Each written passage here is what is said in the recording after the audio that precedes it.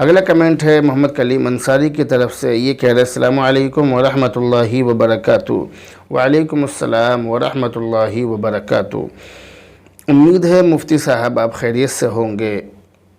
اللہ کا شکر ہے آپ کی دعائیں ہیں۔ مسئلہ یہ معلوم کرنا ہے کہ ایک شخص نماز پڑھ رہا ہے، اس کے سامنے ایک اور شخص نماز پڑھ رہا ہے، اگر سامنے والے کا سطر کھل گیا اور پیچھے والے نے دیکھ لیا تو کیا پیچھے والے کی نماز میں کچھ کمی آئے گی یا نہیں؟ جو آپ نے سوال کیا ہے یہ عام طور سے ہماری مسجدوں کے اندر ہوتا ہے، کیونکہ ہمارے یہاں پر جو نوجوان ہیں وہ بہت چھوٹی شرٹ پہنتے ہیں، بہت چھوٹی پینٹ پہنتے ہیں، جس کی وجہ سے جب وہ سجدے میں جاتے ہیں تو ان کا جو بدن کا حصہ ہے وہ جو سطر ہے وہ کھل جاتا ہے۔ تو اس سلسلے میں آپ یہ بات یاد رکھیے کہ ناف سے لے کر گھٹنے تک یہ جو حصہ ہے یہ سطر ہے، اس کو چھپانا فرض ہے،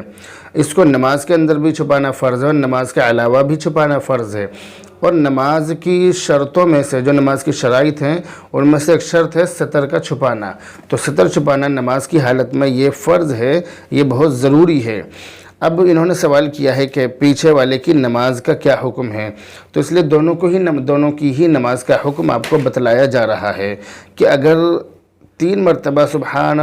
ربی العظیم یا 3 مرتبہ سبحان ربی الاعلیٰ کہنے کی مقدار اگر کسی کا سطر کھل گیا، نماز میں کھلا رہا، تو اس کی نماز واجب الاعادہ ہوگی، نماز لوٹانی پڑے گی۔ اب رہا مسئلہ پیچھے والے کی نماز کا، تو پیچھے والے کی نماز کا مسئلہ یہ ہے کہ اگر پیچھے والے نے اتفاقاً پیچھے والے کی نظر پڑ گئی آگے والے کے سطر پر، تو اگر اتفاقاً نظر پڑی ہے تو اتفاقاً نظر پڑنے سے نماز میں کوئی فرق نہیں آئے گا، لیکن اگر جان بوجھ کر وہ دیکھ رہا ہے اور نظر جما کر دیکھ رہا ہے، جان بوجھ کر دیکھ رہا ہے، تو دوسرے کا سطر دیکھنا یہ گناہ کبیرہ ہے۔ اور نماز کی حالت میں اگر نماز کی حالت میں گناہ کیا جائے گا تو نماز کی حالت میں گناہ کرنے سے نماز مکروہ تحریمی ہوتی ہے اور اس نماز کو لوٹانا واجب ہوتا ہے۔ تو بہرحال آپ مسئلہ اچھی طرح سمجھ گئے ہوں گے کہ اگر